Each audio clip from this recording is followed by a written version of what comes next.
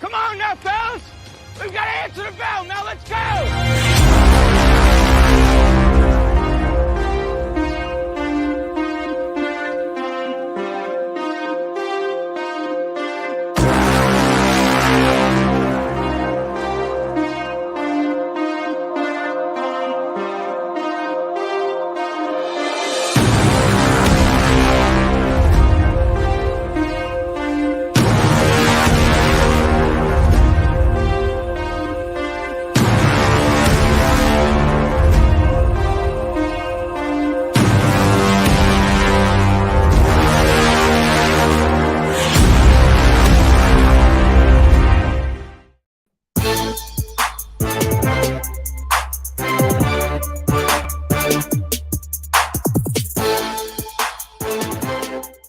Good afternoon. Welcome in to Main Street Sports Today, presented by Mid-Tennessee Bone and Joint. Chris Yao, my colleague Mo Patton, here with you on this Thursday, coming to you live from the Lee Company studio here in Columbia.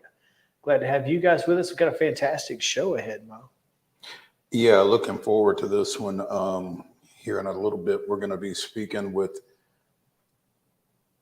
founding Kirkwood High School football coach Chad Watson. And later in the show, we've got Valera Shabilla talk a little NSC. Everyone in? Is that the hashtag? Hashtag everyone in. And then going south of the border to Starkville to continue our college football previews with Neil Price, the voice of the Bulldogs at Mississippi State. So At Hell State Voice. At Hail State Voice. That's a perfect name. That's pretty good. That's as solid. good of a Twitter handle as you can have. So yeah. So 3 good guests and us.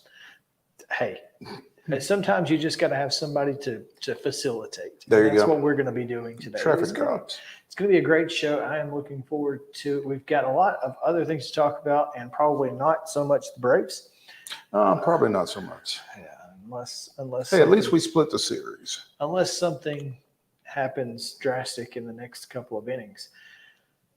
Literally, the next couple of innings. The next couple of ABs. But I'm sorry. The next AB. they're already out? We're in the bottom of the 8th. Yeah. Jeez. Yeah. So. Well, that's okay. Mm-hmm. All right. Well, and Can't win them all. Some interesting, well, you say that. Well. And who was it that said, was it Alan Jackson? Who says you can't have it all? I mean, personally, I'd like to. Well, sure. But I mean, I would just take not looking like trash at times. And boy, today has not been a great day. Day games, man. What you gonna do? Day games. Day games and the Braves. They go together like oil and water. You mentioned that at the first of the week, coming off of that series loss at Wrigley Field with 3 120 starts. Didn't look good Monday night at Pittsburgh, but bounced back and won Tuesday and Wednesday night. And now this 11:35 start not looking very promising. So anyway. Yeah. We've got some hot takes out there in Braves world, so we'll get to that here in just a little bit. No, hot takes in Braves world, that never happens. Not on Braves Twitter. Yeah. But yeah, we've got a lot to get to. So let's get yesterday's results, today's schedule, and some results from not yet. No results from today, but getting close. Not yet. Coming your way right here on the rundown. This is the rundown. The Thursday Rundown is brought to you by Titans Flag Football. Have your kids play like the pros this fall season in select locations across Middle Tennessee. Titans Flag Football brings pre-K through 8th graders together to learn football fundamentals and, most importantly, have fun. Sign up for their fall season by visiting www.titansflagfootball.com. Major League Baseball action yesterday. Braves 6, Pirates 5, Marlins 5, Reds 4, Brewers 7, Rockies 6. A lot of one-run games yesterday. Cardinals, though, with a 6-4 win over Tampa, and the Astros deal the Orioles their first loss in about 400 games, 8-2, while the Mets continue the one-run trend with a 4-3 win over Chicago. Minor league action, well, there wasn't any of interest here as the Sounds in Indianapolis were postponed. Today's schedule, as we mentioned, Braves Pirates bottom of the 8th. The hosts leading 7-4 in that one. Also in the bottom of the 8th, Baltimore 5, Houston 3. At 5:40 today, St. Louis continues its series at Tampa Bay. And in minor league action, the Sounds will play game 1 of a doubleheader at Indianapolis beginning at 5:05. I assume that'll be 2-7 contest there. WNBA action tonight. Minnesota at Indy, and that is at 6 o'clock on Prime. Also at Prime on 9 o'clock, it's the Connecticut Sun at the Phoenix Mercury. Sun and Mercury. It will be an out-of-this-world ball game. Atlanta is at Seattle as well at 9 o'clock, and that's on the NBA TV. Acknowledge that. I'm not. I thought it was. Yeah, well. Finally, NFL preseason action tonight. Houston taking on New England. It's at 6 o'clock on NFL Network, and following that will be Minnesota at Seattle at 9 o'clock on NFL Network, and that is your rundown.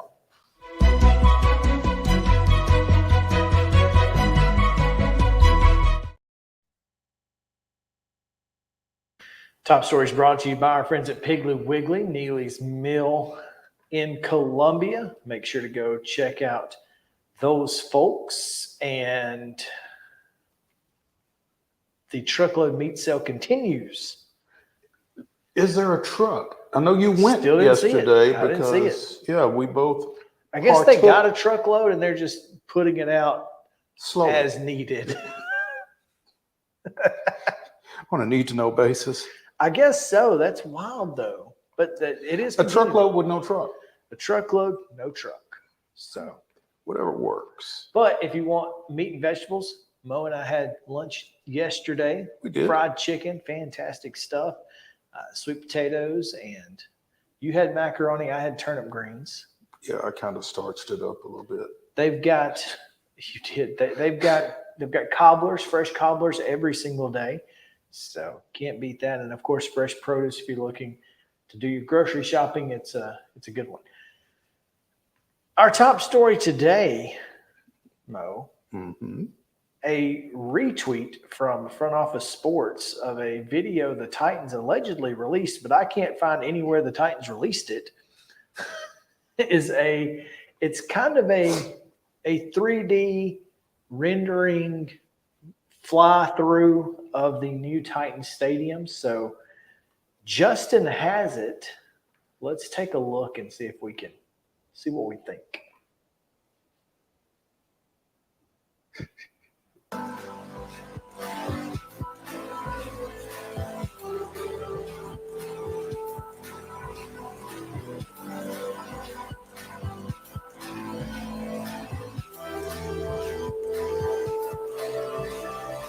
I fell into a burning ring of fire. Went down, down, down, and the flames went higher.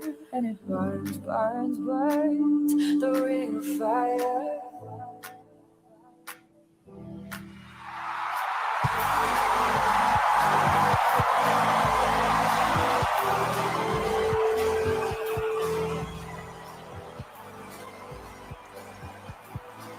What is that hanging from the roof? You're asking me like I know. I have no idea. That is an interesting. Aesthetic. Yeah, I don't know what that is. Okay, can we tell from this where that is? Oh, that's cool. Oh, that's WrestleMania. It's like icicles. It's what it looks like. Can you tell where that is? No. You mean how the stadium is oriented or anything like Yes. that? No, I can't. I think that's probably by design. See, again, it's got this. I guess maybe those are just glass panels. But it looks like they're hanging down. Yeah, like the. I don't understand it. It doesn't make any sense. Did we lose the audio or did it just go? Did it fade out? I hope we did because I don't think we can use that song. Oh, So, Lord. yeah, so muting it's probably the better idea. Even if it didn't work. Good But job, JK. Now that being said, it's to me, it looks like kind of what Fifth and Broadway looks like. It just looks like a building. Mm-hmm. It doesn't look like a stadium, which I don't hate necessarily. Oh, or what it looks like, as someone pointed out in a tweet yesterday, is what was it? The old Sony, not the Walkman, but what was the CD or DVD player by Sony that with the kind of circle at the top? Oh, I don't. Did you not see that? Uh-uh. Someone tweeted something. I thought you sent it to me. Apparently not. Well, once again, J.C. Bradbury, the person who The expert. the expert Mhm. quote tweets and says 1.26 billion in taxpayer funding, 760 million of it is $2,700 per Nashville household, $500 million, $190 per Tennessee household. All this for luxury palace for rich people. This is not a legitimate function of government. Well, once again, J.C. Bradbury with accurate numbers, inaccurate portrayal of what's actually happening here. And I'm sick and tired of this fool getting, and I would give anything if he would come on this show and try to legitimately tell us what he feels like is actually happening, because he's 100% wrong every single time he talks about this project. At Todd Radom, the Tennessee Titans' new stadium looks like a 1988 Sony Discman. Yeah, I mean, probably not untrue. Well, I mean, I'm gonna DM this to Justin and see if he can get it up on the screen real quick. And yeah, a Discman. I had a Discman. Had one of them. Now mine didn't have mine just kind of looked, I don't know, more or less like just a gray box. mm-hmm. But with the little circular thing at the top. Justin, check your DMs. See, I didn't have a circular thing at the top. Oh, okay. So I'm curious what this. Oh, yeah, it does look like that. Well done. Well done. Anyway, once again, folks calling this cookie cutter stadium. I don't think this is necessarily this a cookie cutter at all. Stadium, which, I mean, to me, the reason it looks like it looks is because of the retail aspect. Mm-hmm. I mean, the retail aspect is the front door. You don't get to the stadium until you've gone through, a level of retail, which will be open at all times, just like the Battery in Atlanta, et cetera. 7.5. 7.5.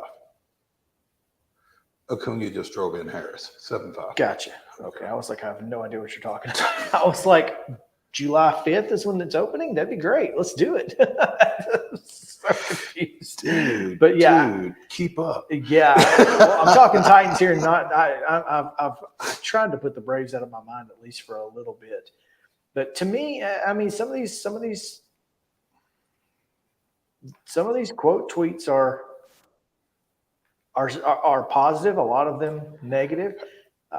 I guess my thing is at this point, the stadium has been approved. Yeah. We're going to get a stadium. And so J.C. Bradbury or anybody else, I'm not listening to. Whatever they have to say is pointless. I think it's time we as a society stop posting these drawings. The actual stadium will look nothing like this. They only exist to get fans excited for a new stadium that will make extremely wealthy people wealthier. No need to help those pricks.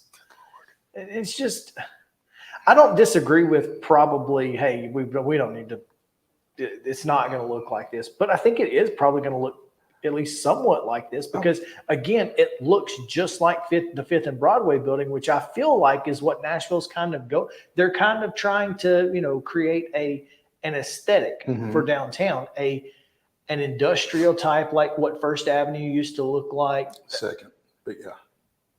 Well, the other side of First Avenue, right off the Cumberland, it had a lot of brick and metal, but yeah, Second Avenue had, obviously it's the same building. So but First and Second Avenue had that really industrial look. And I think that's what they're trying to do here. And to me, this stadium, it's going to be a fantastic venue for everything. WrestleMania, Super Bowl, college football playoffs. Yeah. Final Fours can be fantastic. And again, there's going to be a huge financial outlay, but there's going to be some money made off of it that's going to impact a lot of people and not just rich people. Well, I hope it impacts the high school football players. Yeah, you'd like to. We were fortunate enough when we went to SEC Football Media Days last year in Atlanta to go to an event at Mercedes-Benz Stadium where they had a GHSA exhibit of all of the high school football helmets of all of the high school football programs in the state of Georgia and that kind of thing. And hopefully there will be, something acknowledging Tennessee high school football in this new facility. I think that would really be kind of cool. I mean, the Titans have really done a great job of networking with, high school football in this state. Josh Corey has done a great job of being a ambassador, I guess, for high school football in the Titans organization and for the Titans across the high school football landscape. So I don't have any reason to think that they wouldn't be open to doing something along those lines. But that was really impressive when we saw it last summer. Yeah, I would love to see that. I know the Hall of Fame is not kind of like the building fund, it's, and whatnot. But hopefully, maybe there's a way to incorporate, the TSSAA Hall of Fame into that, or even the I don't Tennessee know why Sports it Hall of wouldn't be. Fame. I mean, you could put up plaques. Yeah, right up under those helmets would be really cool. Or below them, so that you could actually see them. No, is that not what I said? I thought Right you up said under? above. Yeah. Up under and above kind of sounds the same. Yeah. Okay. When you have an accent like mine, you get. You what are you from get, Alabama. man. I am, in fact. All right, let's see here. Let's take a quick break because Chad Watson's standing by. Go to Coach's Corner on Main Street Sports Today, presented by Mid-Tennessee Bone and Joint, right after this.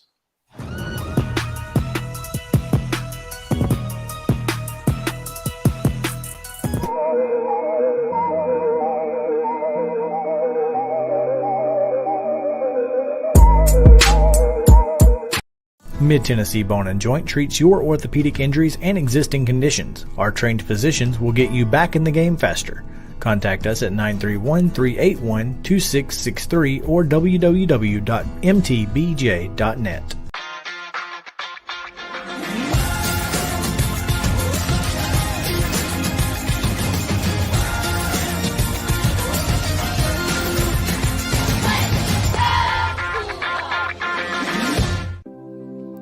Custom Stone Handler supplies over 600 distributors and suppliers with quality stone products. Along with River Stone, we produce and distribute over 100 building, landscape, and other bulk products. Our goal is to provide quality products, service, and partnerships to ensure our customers' success. We firmly believe that the measure of any person or company is how they treat other people and customers. Give them a call at 931-490-4990 or visit CustomStonehandlers.com. With Lee Company technology, the best handymen are hands-off. Lee Company techs have been using visual findings and other smart technology tools for years to add transparency and virtually take customers along. You see what we see, whether we're in a crawl space or on a roof. With Lee Company, technology helps us help you, no matter what's happening in the world or at your house. You can't see the sights without the sounds. From the crack of the bat to the roar of the crowd and everything in between, discover what Hit City has to offer. Spend your nights cheering on the Nashville Sounds at First Horizon Park with giveaways, fireworks shows, theme weekends, and more. Single game tickets are on sale now. Visit NashvilleSounds.com to claim your seat today. Piggly Wiggly, located in Neely's Mill Shopping Center, is Columbia's locally owned and operated Cost Plus 10 grocery store dedicated to serving the community with low prices and smiling faces. Piggly Wiggly offers fresh, hand-cut meats daily as well as daily hot plate lunches from their deli counter. You're certain to see smiling faces and a helping hand when you're here at Piggly Wiggly. Come by and check out our fresh produce, high-quality meats, and more. Down home, down the street, we'll see you at the Pig. Mid-Tennessee Bone and Joint has been the official sports medicine provider for Murray County Schools for more than 40 years. We specialize in orthopedic service, and our Ortho Quick Walk-In Clinic lets you bypass the ER. Visit us online at www.mtbj.net.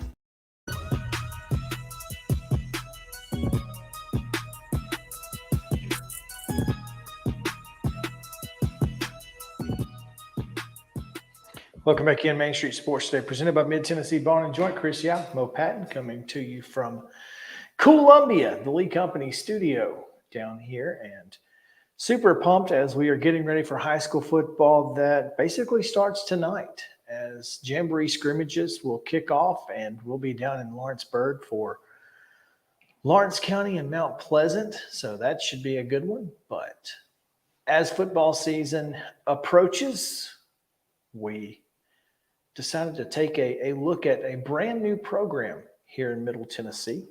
And we welcome in the head football coach of said program, Chad Watson, joining us here and representing Kirkwood and the Cobras, which is a really cool nickname, by the way. Yeah. Coach Watson comes to us on Coach's Corner, presented by From the Heart Cafe over in Chapel Hill. Coach, I don't know that you get much opportunity to go to Chapel Hill, but if you ever do, be sure and run through From the Heart. You'll be glad you did. Let's just put it that way. But welcome to the show, Coach. We appreciate you taking some time with us. I'm sure you got something you need to be getting ready for. So thanks for joining us. Hey, man, thank you for having me. Really excited for the opportunity to come here and kind of talk about our program a little bit. Well, we had Brian Lilly on last week, the new coach at James Lawson High School, which is a new program with an asterisk because last year they were Hillwood. This year they're James Lawson. They've changed names. They've changed sites. This is a new program, startup, year one. Kids haven't played together before. If they have, they've not played on the same team. Where are your kids coming from?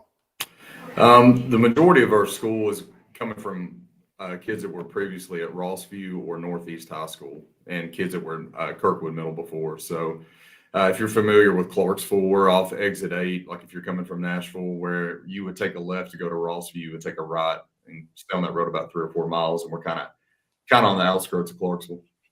Okay.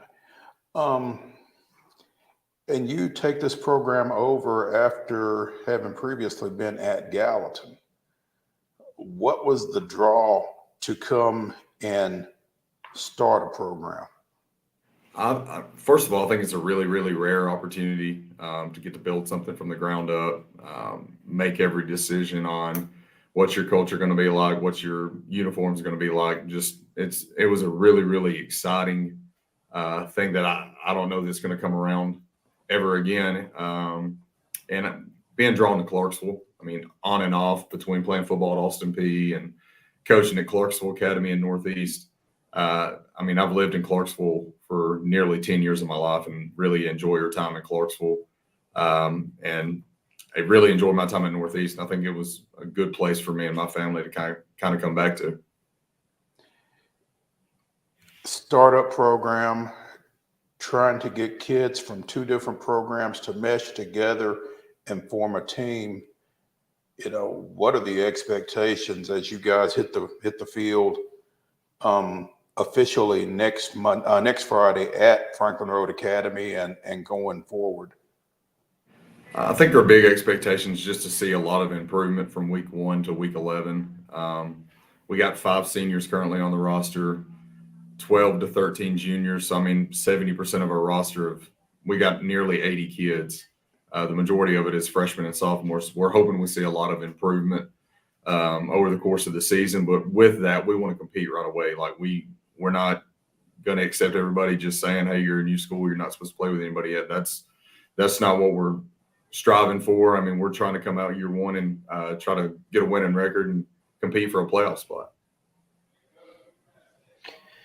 When you take over an entire new program, how long did you get a chance to work with your team completely? The first day that we got everybody together was May the 30th. We were able to have a spring practice. It was a lot of work. The way we did spring practice, if a kid was previously at Rossview, we could drive to the Rossview campus and work those kids out. And the kids that were previously at Northeast, we could drive to Northeast and work those kids out on the same days that those schools practices. So we had different days that we would go over to Northeast and we would practice those kids from 3 to 5:30. Then we would take a break, drive over to Rossview and practice those kids from 6 to 8. We put our coaching staff through the ringer, so to say, but it was really, really worth it because I feel like we're further ahead than where we would have been if we wouldn't have been able to have that time with our guys early on. So hang on a minute. So you couldn't bring them together? No, sir. During the previous school year, just because you all did not exist as a school then? Is that? That is correct. Never even thought about that. That's interesting. But in that situation, though, it was a blessing because we were getting to work some because a lot of people that start up never even get to touch their kids till June. So we were thankful for that opportunity. Even though you did put the coaches through the ringer, I guess. Yeah, we did. Yeah. I found out real quick who was going to work, and we got some good guys. They all stuck around, so I'm really happy with my staff. Chad Watson, first-year coach at first-year Kirkwood, joining us on Coach's Corner, presented by From the Heart Cafe over in Chapel Hill. Coach, apparently among your 80 kids is one that is beginning to draw some attention in some recruiting circles. Tell us about your sophomore, Kamari Blair. Kamari is a man. First of all, the first time you see him, you're going to think he's like 25 years old, and he's only a sophomore. 6'6", 230 pounds. Has grown up playing basketball his entire life. We had worked him at tight end, but with us being a young school, we really need some bigger bodies up front. Kamari is a selfless kid who is willing to transition from tight end to offensive line. And I think that's really going to be his niche. I mean, he could be a really, really high-level offensive tackle. Like I said, the basketball background, his footwork is unbelievable to be as big as he is. And he's also really, really physical. He picked up an offer from New Mexico State. Eastern Kentucky has also offered. He's already getting some interest from Kentucky and Ole Miss as well. So I think he's going to be a kid who, yesterday was his first – actually today is his first full day of school, and he's already got 2 Division I offers. So I think that kid is really, really going to blow up, and he's going to be a household name in Middle Tennessee for sure. Where was he? He was at Northeast previously. They're not happy, I don't guess. I guess not, but I'm Not your problem, is it? Not my problem. Yeah. No, sir. Offensive tackle, I guess, but what about defensive end at 6'6", 230? Yeah, he's definitely going to be playing on the defensive side of the ball. He's athletic enough that he can run some people down. I mean, he may end up being a DN at the next level. I guess I'm an O-line guy. I played O-line in Austin Peay, and that's near and dear to my heart, so I'm always going to try to stick my dudes there. So O-line is always going to be good for Coach Watson's teams then, huh? Yeah, for sure. We just got to develop them. We're young right now, but on down the road, we're going to be known for our offensive line play for sure. You are going to be a 6A football program, so it's not like y'all really get to ease into anything, but talk about the idea of an all Montgomery County region, with the exception of Dixon County, I guess. I think it's a really, really good thing. Here in Clarksville, Montgomery County, the kids care about the games in the city. They grow up with these kids. They got buddies playing all over the city. It's also really good financially for us. It eliminates a lot of travel. I think our furthest road game this year is a non-region game with Liberty Creek. So outside of that, we barely leave Clarksville. So I think it's a really good move. I think John Miller, our county AD, did a really good thing by kind of getting all the coaches to agree to move up and hoping that we would get this mainly Clarksville, Montgomery County region. And, in a region like this, there are some programs that you feel like, kind of have the upper hand historically, but do you have any idea how you feel like that your team stacks up? I mean, talent wise, do you feel like you guys are on par with the talent in this region? Are you guys expecting to compete for, region championships, home playoff games, that sort of thing? I think everybody right now is chasing Clarksville high. Isaac Shelby does a really, really good job with that program. They beat us last year when I was at Gallatin. Offensive line play for them was really, really good. They play a offensive scheme that's hard to defend. I think most of their linemen are coming back, so I would say on paper they're probably the favorite. You also have a West Creek team who knocked off Hendersonville late in the season, everybody knows how traditionally good Hendersonville is year in and year out. So I don't know. I don't know where we fit in the mix. I guess we'll find out here pretty quick. I'd say within 10 days, we'll have a better idea where we're going to be. But I'm really happy with the growth our kids have shown. I think they're really, really willing to learn. Last week was this week's the first time we've actually been able to get in a classroom and have meetings with our guys. We spent an hour every day on the bus transporting over to Austin Peay. So hopefully we improve quick. We're finally getting to dive deeper into our scheme and what we're doing. But no matter who we're playing, we want our guys to go out there and try to play our best game and try to compete and have a chance to win in the fourth quarter. Coach, I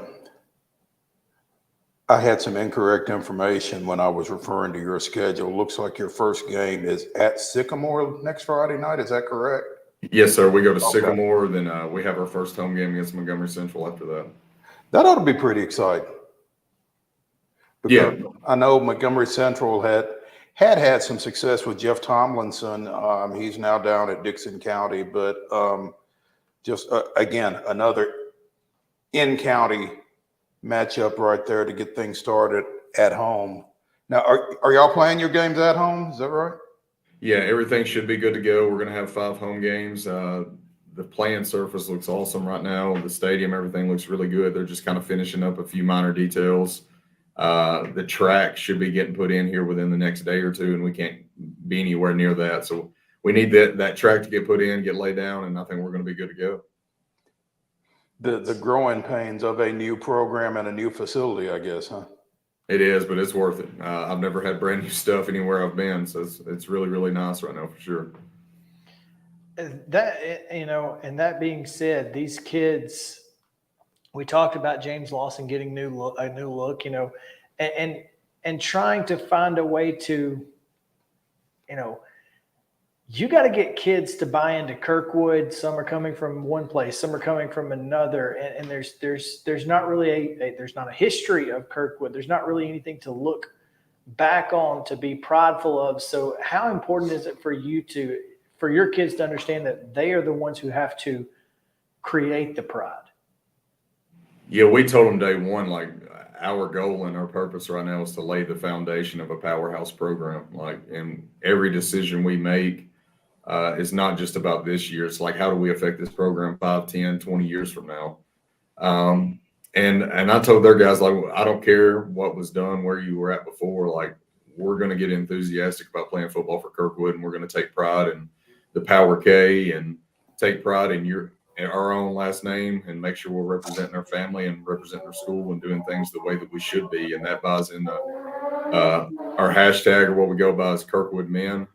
So we're trying to develop men, and we want our guys to be successful after high school, and just try to create a brotherhood where we rely on each other and we hold each other to a high standard. Coach, besides Kamari, who are some guys that are going to be out front for you all as this season progresses? Slot receiver, Jordan Bowser, number 9. He's undersized, but he's got really, really elite speed. He's going to be in the slot for us. We'll try to get him as many touches as possible. A running back, also going to be starting at inside linebacker, Perry Cross-Sneed. He's a 6'2", 200-pound junior running back linebacker. He's done a lot of really good things for us, kind of stepped into a leadership role as a junior. Trevor Newell is one of our 5 seniors, 6 foot and a half, 220-pound linebacker, and also plays tight end for us. Those are a few guys that right now are kind of showing some leadership roles for us. At times, different personnel packages of our 4 receivers, we could have 4 of the 5 seniors are in those spots. So we got some veteran guys there as far as the class. Maybe not all of them have a lot of playing experience, but they're really starting to develop into some leaders for us early on. You said you've got 5 seniors. Were there certain classes that were given the option of staying at, either Rossview or, did you say Northeast? Yes, sir. Or going to Kirkwood, and then others didn't have an option? How did that work out? So if they were zoned for Kirkwood High School, if they were going to be a sophomore through a senior this year, they had the option to stay at their previous school if they wanted to. The only ones that didn't have an option was the upcoming freshman class. Okay. Coach, before we get you out of here, I want to give you a chance to talk a little bit about your coaching staff. I know that you've got a very solid staff, including defensive coordinator Zach Eaton. I know he's coached with you for a while. Who are some of these guys on your staff that you're excited to kind of show off and talk a little bit about how important they are to your program? Yeah, Zach Eaton, first name you mentioned, defensive coordinator. He's been with me for 8 years, ever since I was the defensive coordinator at Clarksville Academy. It's amazing how much growth I've seen in Zach over 8 years. He worked hand in hand with the best defensive coordinator I've ever had under my staff was Chad Broderick, who's currently the DC at Father Ryan now.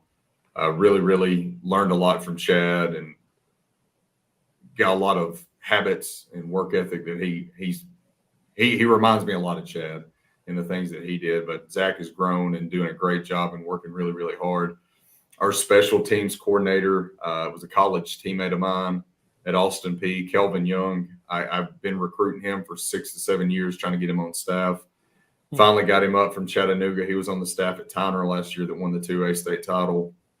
So Kelvin's been a huge addition. He's coaching safeties and running all of our special teams. Also got another college roommate. Finally talked him back into coaching, Duncan Williams. We played offensive line together at Austin P. He's on staff helping out, and he's getting those guys better quick. Few guys I picked up from in town off the Rossview staff. Nick Perchich is coaching our quarterbacks, helping me with a lot in the passing game. He's doing a really, really good job. Young coach, is knowledgeable. And Alex Gianni is coaching our tight ends as well. But from top to bottom, all of our coaches work really, really hard. Mike Purdue was on my staff at Northeast. I got him back. Gary Lee, Ryan Lee were also previously on my staff at Northeast. So it was kind of easier for me to build a staff because I had that previous working relationship with Clarksville. And some of these guys haven't coached since I've left, and I got them back out. But really excited about our staff and how hard they're working. Kirkwood, again, kicks off its season at Sycamore, like you said, Mo. That's next Friday night. Where are you playing this week? Are you doing a jamboree somewhere? Yeah, we're playing Greenbrier at East Robertson. Playing that game at 6:30. Is that tonight or tomorrow night? Tomorrow night. Tomorrow night at East. Okay. All right. Should be fun. Coach, thanks for taking some time with us and for, obviously giving us a little insight about this new program. We'll be looking forward to keeping up with what you guys are doing. Obviously, that Clarksville region is going to be fun to watch all year long. Sounds good. Now, y'all said Mount Pleasant's playing tonight? Yeah, Mount Pleasant scrimmaging down at Lawrence County tonight. So. Okay, well, make sure you tell Coach Hartsfield or just give him a hard time for me. I'd appreciate it. We'll give him a hard time anyway, but we'll throw in a special jab in for you. So, yeah. All right. Appreciate it, guys. Taken care of. Thanks, Coach. All right, that's Chad Watson on Coach's Corner, presented by From the Heart Cafe out in Chapel Hill. Make sure to go see Renee Hart and the fine folks out there. We'll take a quick break. When we come back, we'll talk about the Braves and some other baseball notes. So stick around here on Main Street Sports Today, presented by Mid-Tennessee Bone and Joint. We'll be back after this.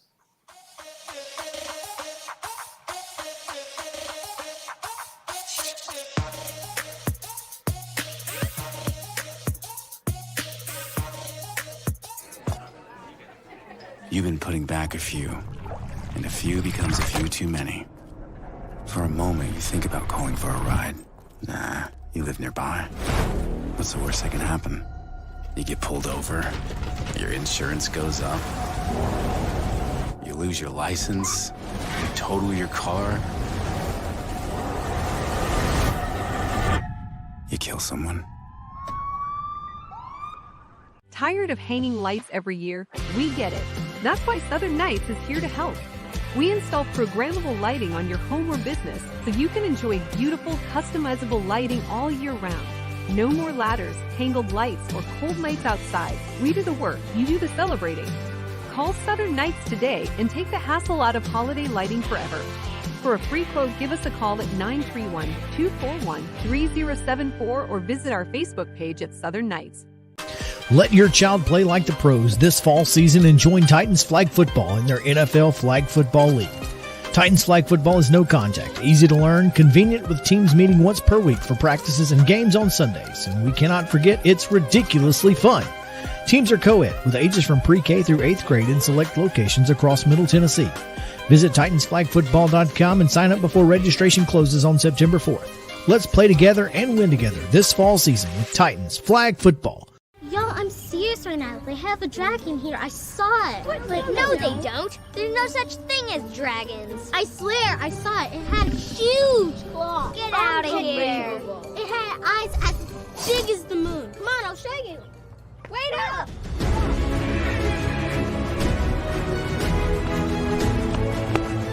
Do you hear that? We're almost there. Whoa! I told you so.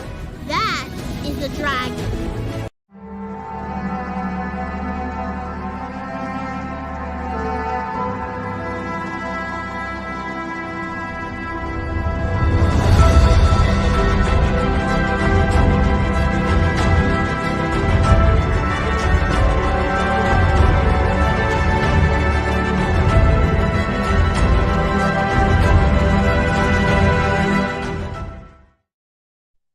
August 10th, 1944. In a game that just took an hour and 15 minutes, Boston right-hander Charles "Red" Barrett blanked host Cincinnati 2-0 on 58 pitches.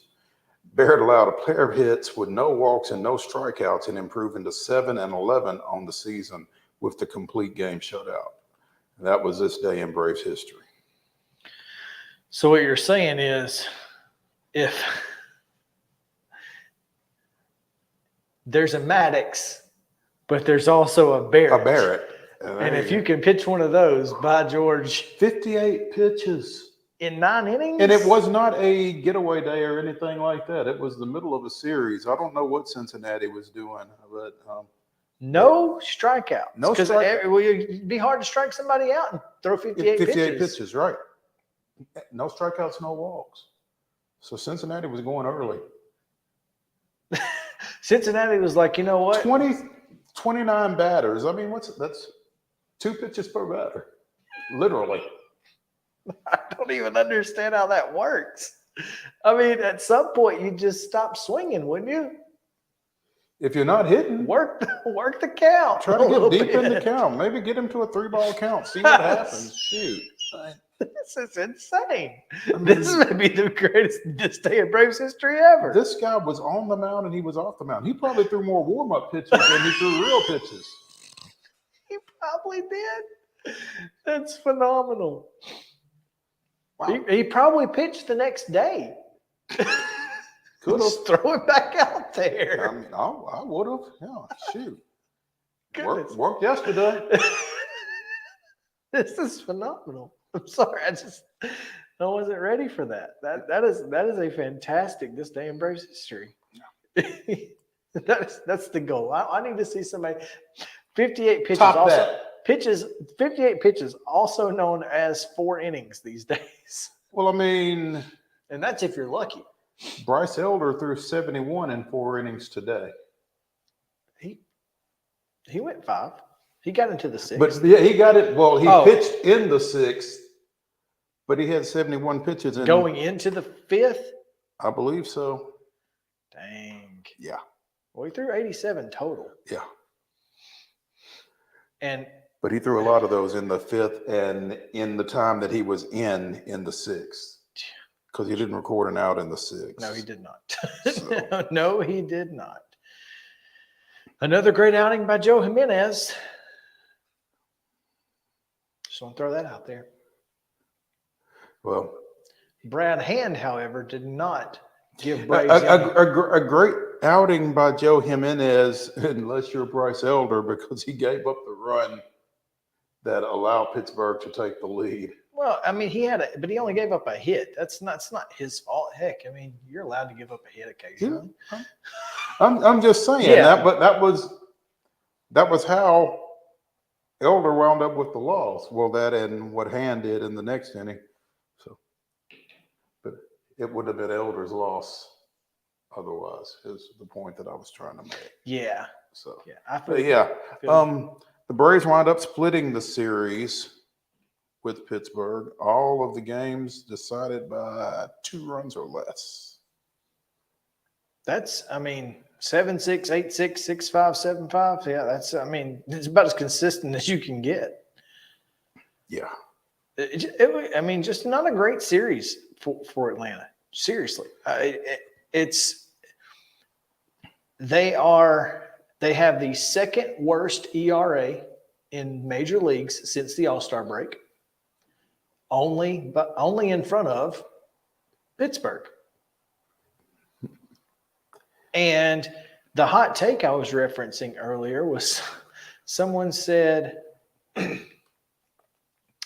that it didn't appear as if Ozuna was running out that great play in the 8th inning to end the 8th inning. Yeah, I believe so, yeah. And someone said, well, maybe the offense is just throwing their hands up and saying, listen, we just keep trying and y'all just keep screwing it up. So why are we even putting the effort in? The pitching has definitely been the letdown here of late because, again, you mentioned those scores. Braves are putting up runs. Yeah. I mean, 6-8, 6-5. That's enough to win against the Pirates. If you're the Atlanta Braves. You'd like to think. And I mean, it did win too. So 6, 14, 20. 25 runs in 4 games. That's 6+ a game. And, you get out to a 4-0 lead. You feel like you've done – and Elder was pitching well until he wasn't. That – and that inconsistency is a problem. But that being said,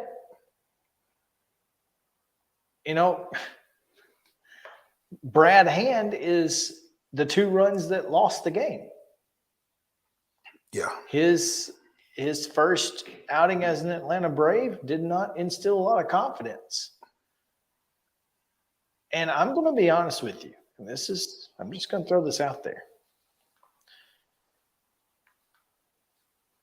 Alex Anthopoulos, not his off-season moves, but his in-season moves aren't great. I mean, 2 years ago, out in the pitching world, everybody wanted him to go out and get a pitcher. I'm not so sure that I wanted him to go get a pitcher, because every pitcher that he has acquired in season this year, all relief pitchers, mind you, so just remember that, none of them have been very good until. I don't know. I think that may speak more to the pitchers that were available. It's an availability thing. So my point is that I don't necessarily or available at the price that they were willing to pay. Well, even still, there's not a lot. I mean, there aren't a lot of great relief pitchers out there. If they were great pitchers, they wouldn't be relievers more times than not. And there aren't. So my point is, don't put this on Alex. Because if they were good relief pitchers, they wouldn't be available. And if they are available, they're going to cost you something that you don't want to give up. Looking at AJ Smith-Shawver. So you're gonna have to take some of these until you get the Dylan Lees back, until you get Jesse Chavez back, until you get AJ Minter back. Mm-hmm. You know, those folks, you're just gonna have to take it as it is. Mm-hmm. So don't get. And again, we're in August. We're still 72 wins. Now, I will say that it's getting more concerning by the day as Philadelphia continues to win.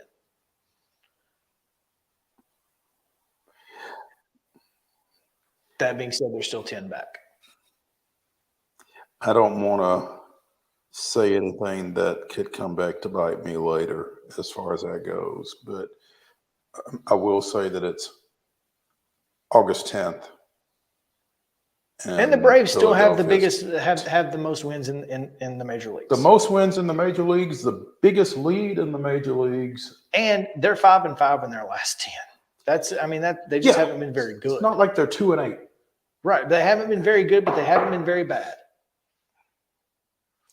I'll take it now. That's what I keep saying that. We've been spoiled, but I will take this now. I will take this run in August. Mm-hmm. Because there's time to bounce back from it, for one thing. You're going to work through it. You're going to get some folks back. You get some folks back. Again, it's August 10th. September rolls around. You've had a rough month or so. September becomes your new June, and next thing you know, you're rolling right into October with momentum. With momentum. Instead of the other way around. Yeah. I'd much rather have the momentum next month than be building up a 20-game lead. What's the difference? Is a 10-game or a 20-game lead? It ain't one. First is first. First is first. Yeah. So. And again, I mean, I would just assume they not make it too interesting. Sure. But yeah. let's not get ahead of ourselves and say, well, you know, this team's terrible. They're not going to be very good in September. We don't know that. No. What we do know is what the Braves have done consistently over the last 5 years, and that is play really good baseball in September. So calm down. And I'm saying this more to myself than anybody else. Don't get crazy. Just remember, help is coming. I think that's the one thing to remember. Help is coming. And this offense is still hitting. It's still hitting as well right now as it has all year. Matt Olson is the major league leader in RBIs. Also the major league leader in home runs, isn't he? Well, he's tied, but yeah. Well, yeah. I mean, he's tied for the lead. Mm-hmm. again, poor Matt Olson, would be running away with MVP. Running away with it on any other year.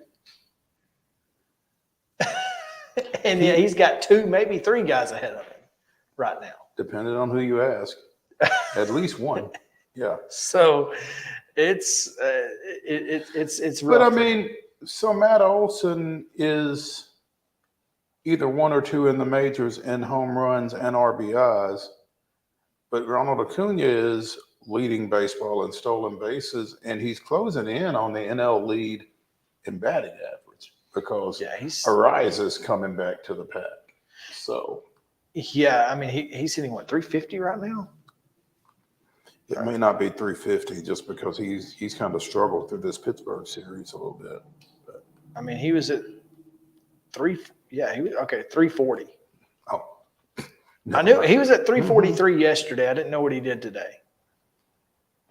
But still, I mean, when you go 1 for 4 and your average drops 3 points, that means your average is pretty high. And you've been rolling pretty well. 26 home runs is still top 10 in the league. You know, obviously you can't look at Ronnie's RBIs. No, he's a leadoff hitter. So, but the fact that he's in the top 25 in the league in RBIs, despite being a leadoff hitter, should tell you something. Well, it speaks as much to what the Braves are doing at the bottom of the order as anything.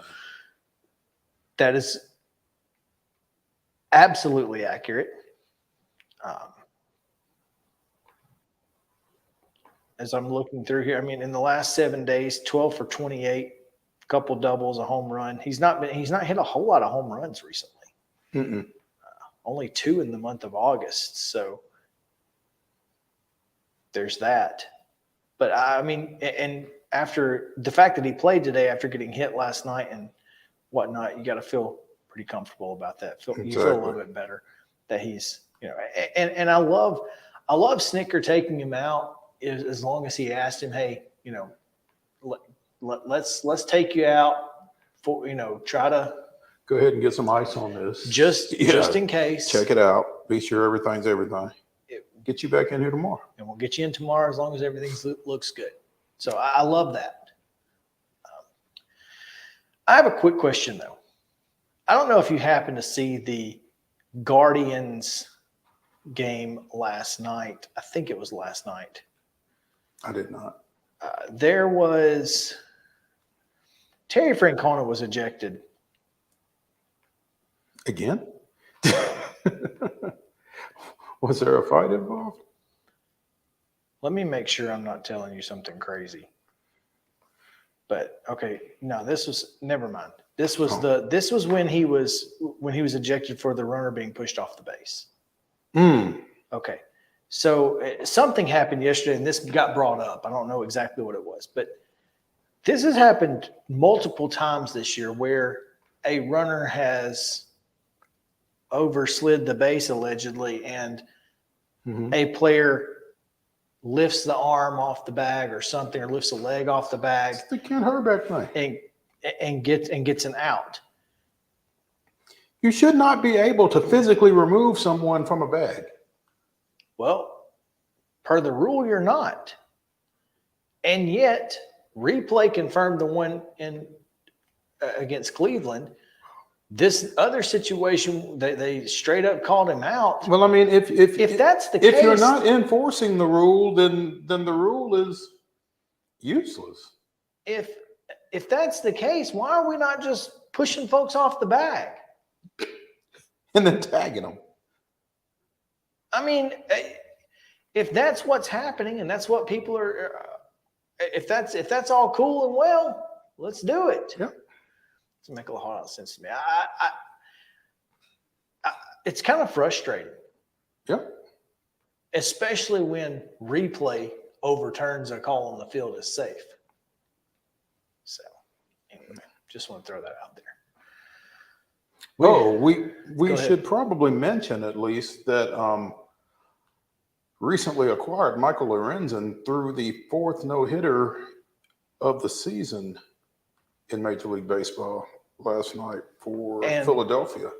And in that same game, former Nashville Sound Weston Wilson went yard in his first major league at bat. Yep. Yeah, after nearly 3,000 at bats in the minors. So yeah, give him a little love too. So congrats pretty great to both. night for Philadelphia. You got to give them credit where credit's due, man. All right, let's take a break here. Normal break.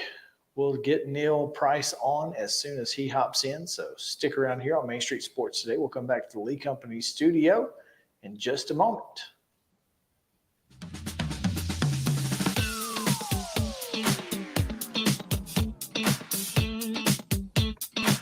Mid-Tennessee Bone and Joint treats your orthopedic injuries and existing conditions. Our trained physicians will get you back in the game faster.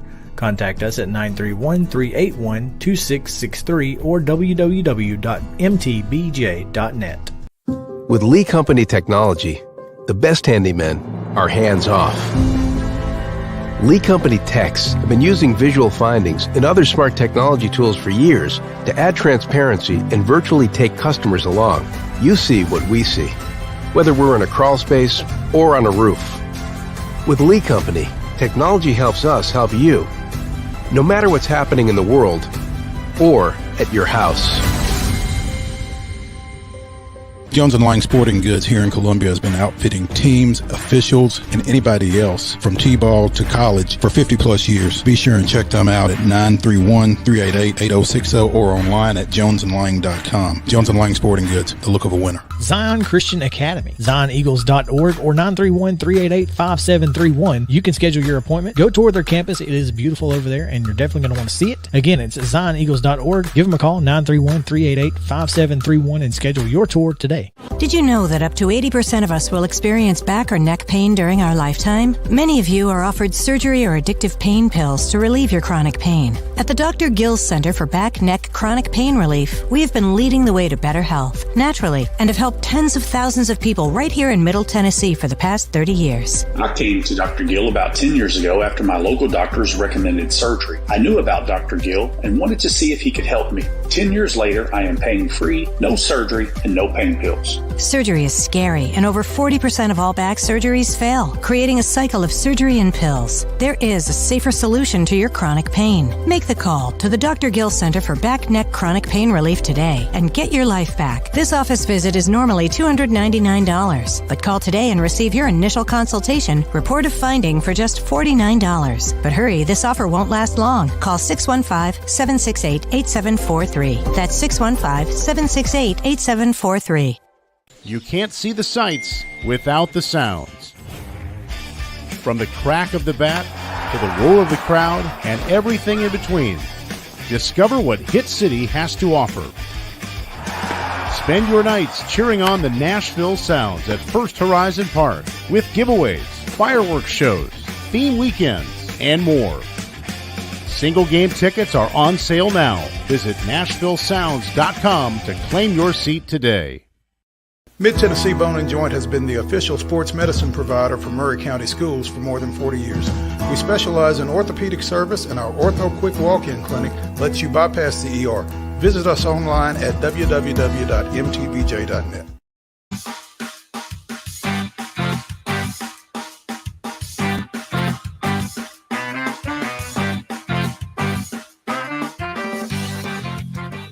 Welcome back in Main Street Sports Today, presented by Mid-Tennessee Bone and Joint. Chris Yao and Mo Patton. And we continue college football previews here on the show in the Lee Company studio as we bring in at Hail State Voice, the voice of the Bulldogs, Neil Price. Neil, thanks for joining us, man.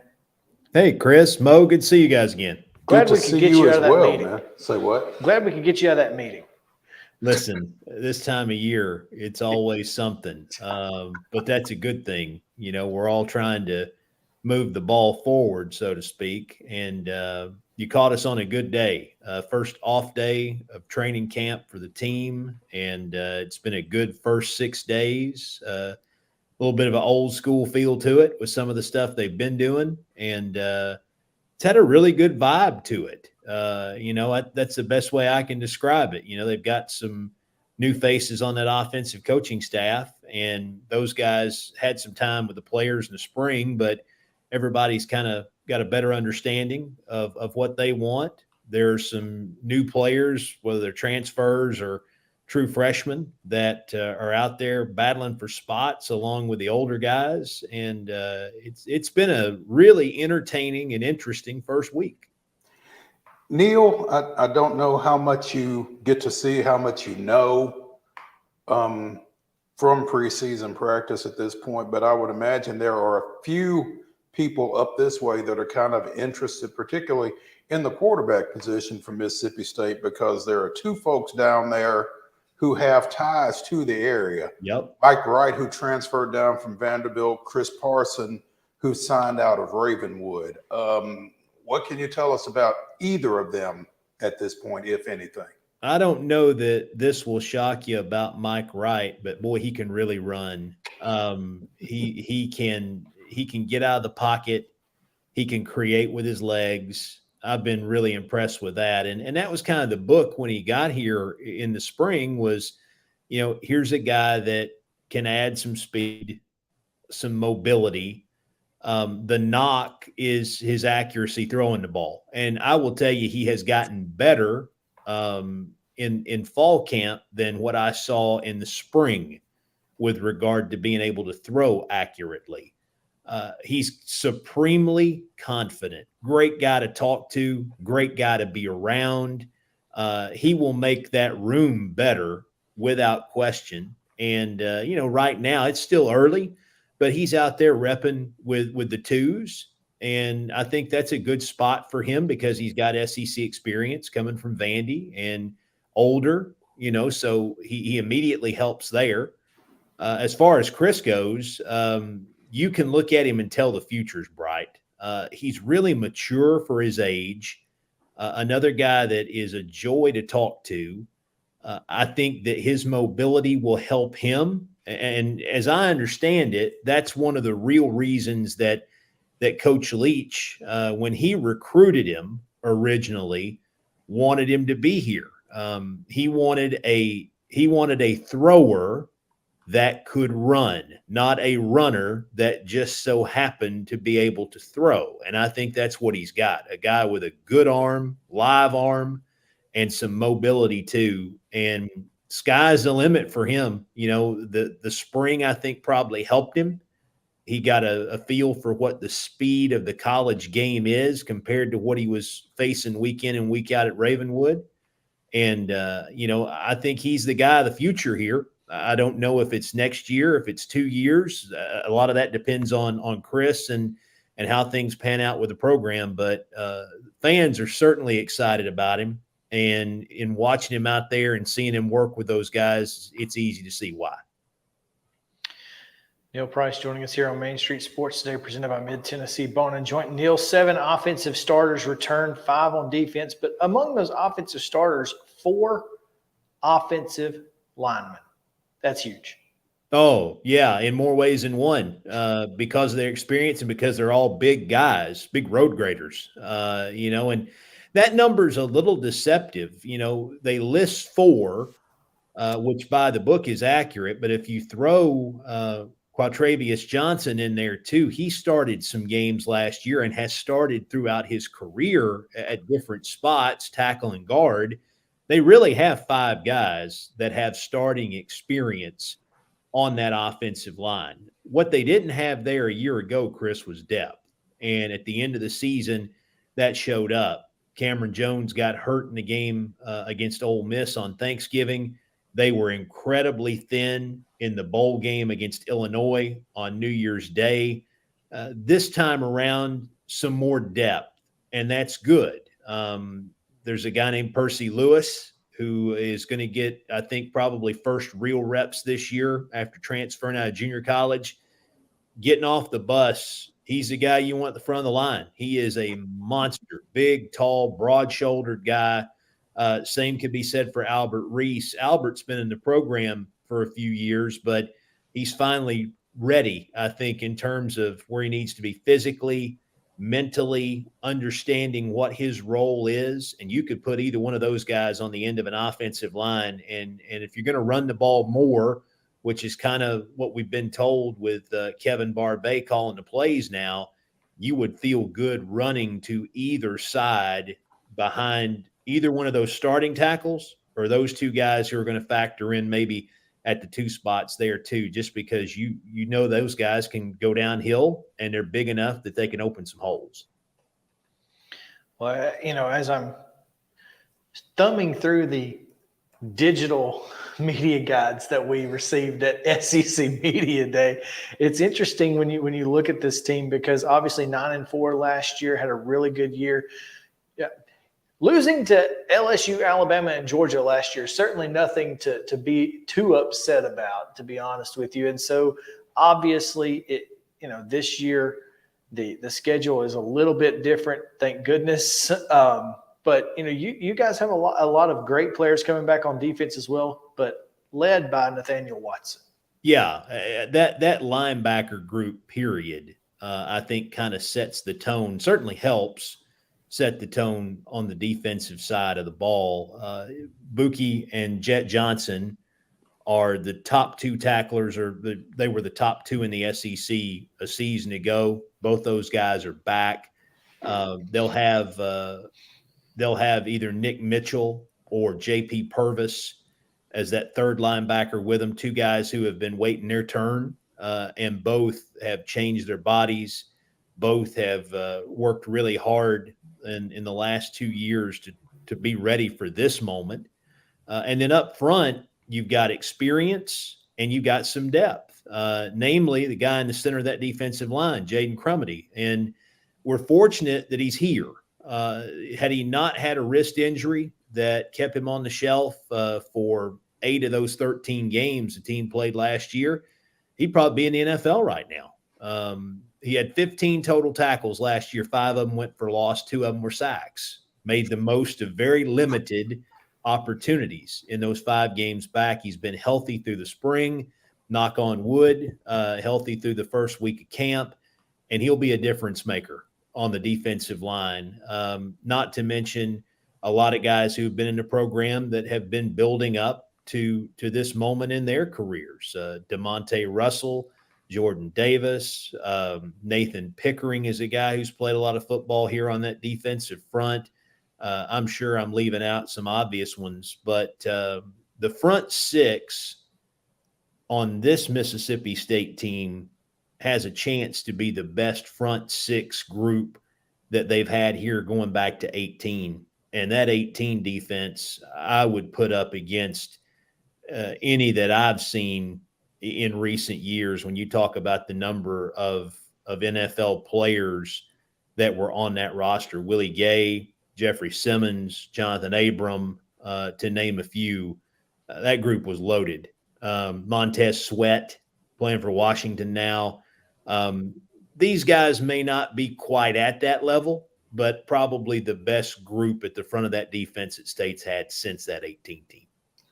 Neil, I want to go back to the offense for just a second, because while we talked about 2 guys that aren't as likely to start at quarterback, we can't talk about Mississippi State without talking about Will Rogers, I don't think. And also, as you talked about those 2 tackles and how much easier they're going to make it to run the ball, we got a chance to visit a little bit with Woody Marks at SEC Media Day a few weeks ago.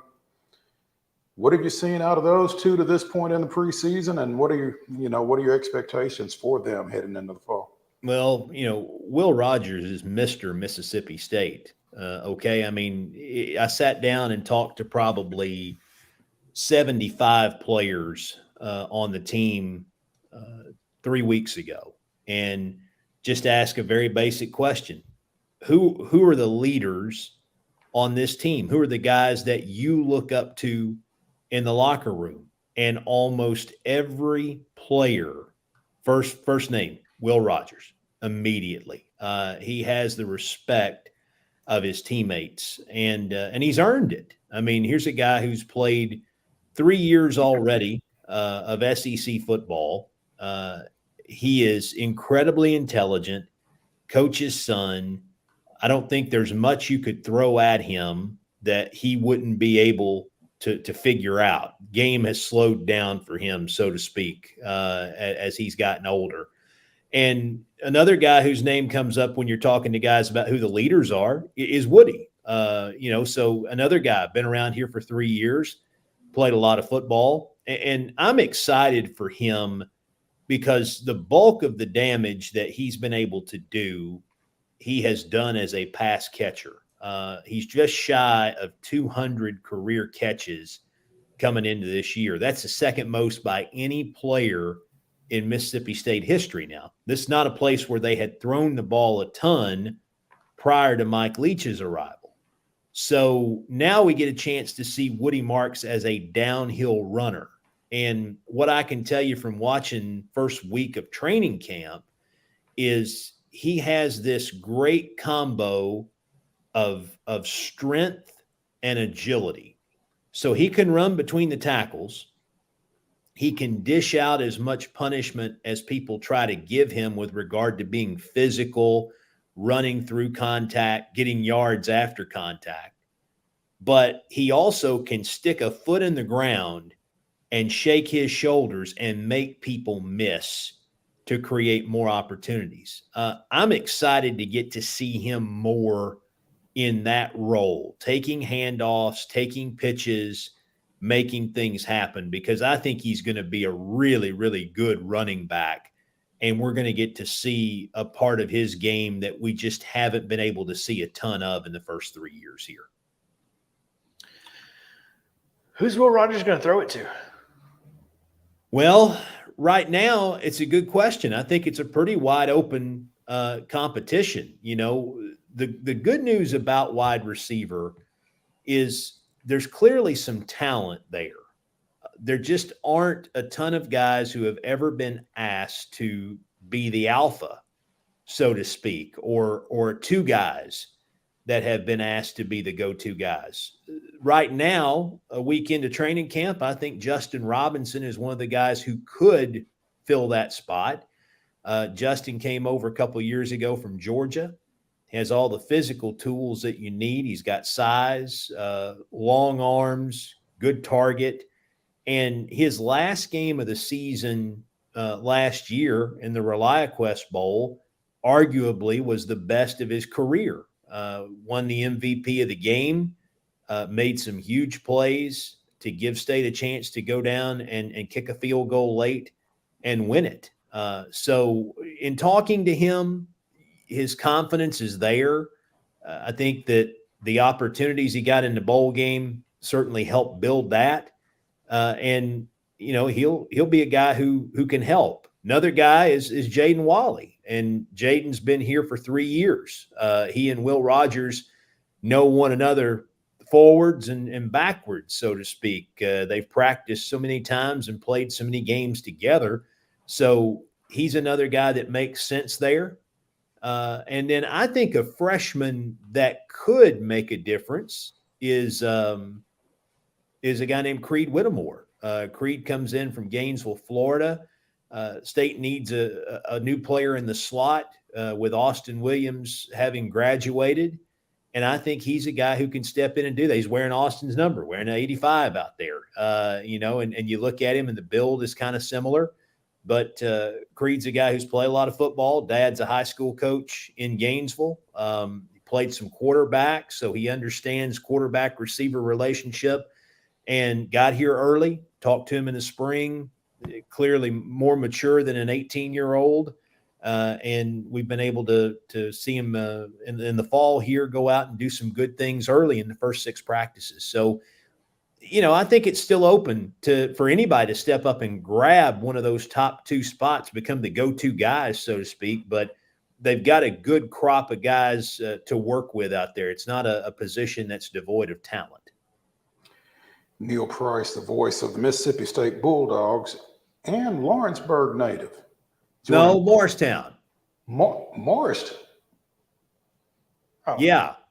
East Tennessee. You got me moving a little bit further south to Middle Tennessee there. Now, south and west. I got bad information, Neil. I apologize. I have been known to associate with some people from Lawrenceburg in my day, but Sorry, but I thought you and JP were. Yeah, JP and I have known one another for a long time. Maybe that's where we got mixed up. Okay. Yeah, that's my closest tie to Lawrenceburg. Okay, listen, I'm sorry. Going to school in that part of the world, I could claim people from Lawrenceburg. I probably could claim one from Santa Fe somewhere along the way, and I know several from the Dimple of the Universe down there too. He even pronounced it right. So yeah, kudos, he knows. Kudos to that. Neil, looking at this schedule, I'm really intrigued by this Mississippi State Arizona game, the second weekend of the season for you guys, the Wildcats coming into town.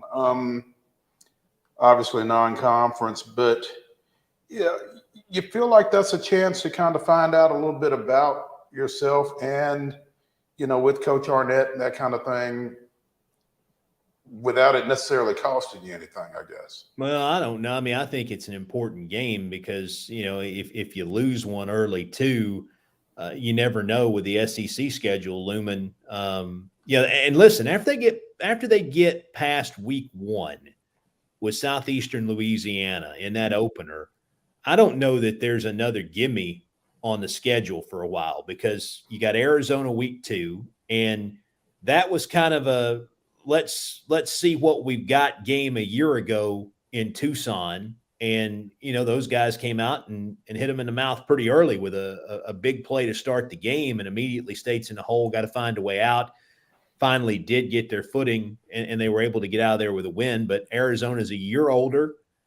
Judd Fish has got a year under his belt as their head coach, so I think it'll be better planned for them. They'll have a better understanding of what he wants to accomplish, all of that. But after Arizona, LSU here, then at South Carolina. And South Carolina was really good a year ago, and they got a really good quarterback, not to mention a lot of other pieces to go with him. So you got to go there. Yeah, got to go there too. So I think State, and then I think after that one, it's Alabama and then Western Michigan. So do you guys really only have 2 away games?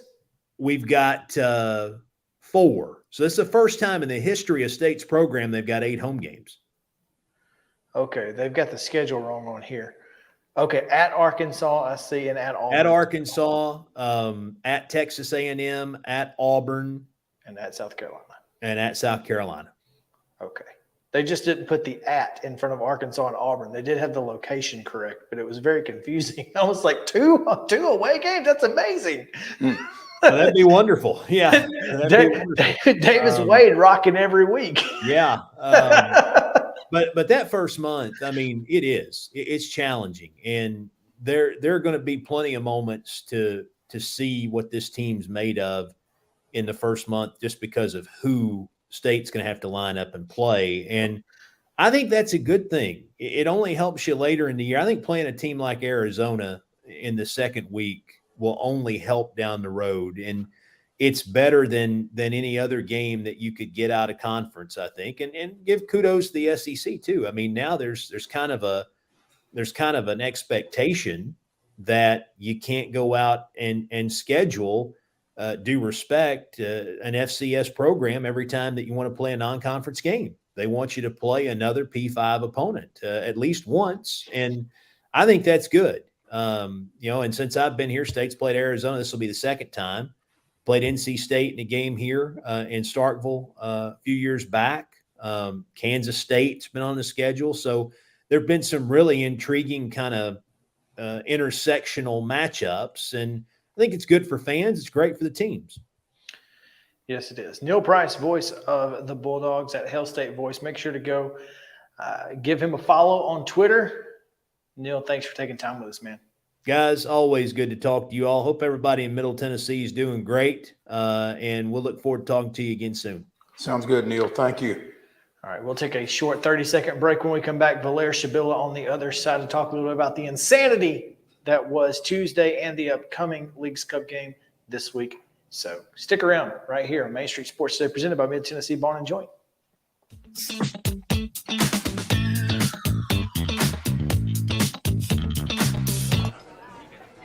You've been putting back a few, and a few becomes a few too many. For a moment, you think about calling for a ride. Nah, you live nearby. What's the worst that can happen? You get pulled over, your insurance goes up, you lose your license, you total your car, you kill someone.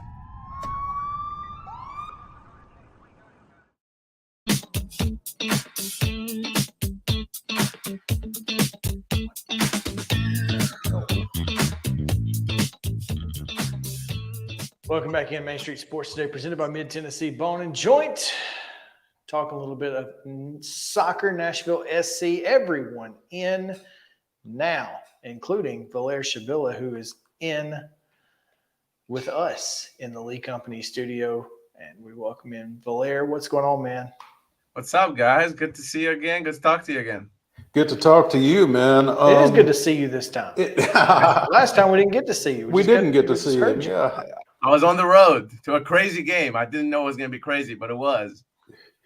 Man, I like the backdrop. I like the scarves. Yeah. So the top ones are all Nashville ones. The bottom ones are all I've traded from my away trips in MLS. That's cool. So those are all Nashville ones at the top?